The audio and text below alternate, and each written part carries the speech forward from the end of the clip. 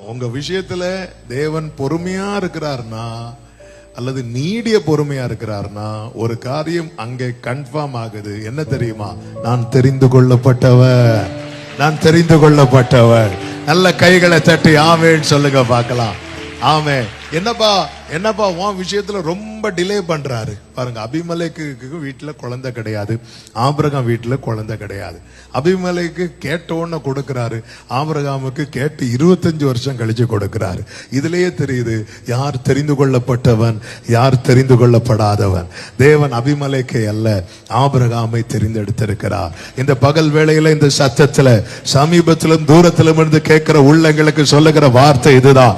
உன் விஷயத்துல கர்த்தர் நீடிய பொறுமையா இருப்பதின் காரணம் உனக்கு செய்யக்கூடாது என்பதனால் அல்ல, நீ தெரிந்து கொள்ளப்பட்டவனானதினால, நீ தெரிந்து கொள்ளப்பட்டவளானதினால. எத்தனை பேர் ஆமென் சொல்றீங்க பார்க்கலாம். ஹalleluya, ஹalleluya. கர்த்தர் உங்களை ஆசீர்வதிப்பாராக.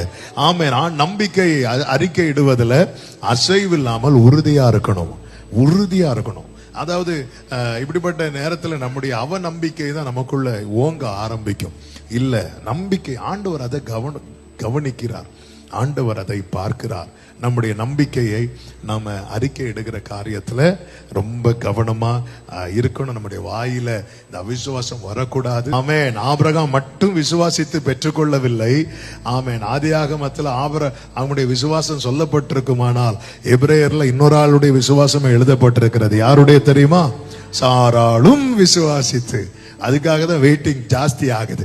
உங்க லைஃப்ல உங்க குடும்பத்துல ஒரு அற்புதத்தை நீங்க பார்க்க காத்திருந்து ரொம்ப போராடிட்டு இருக்கிறீங்க.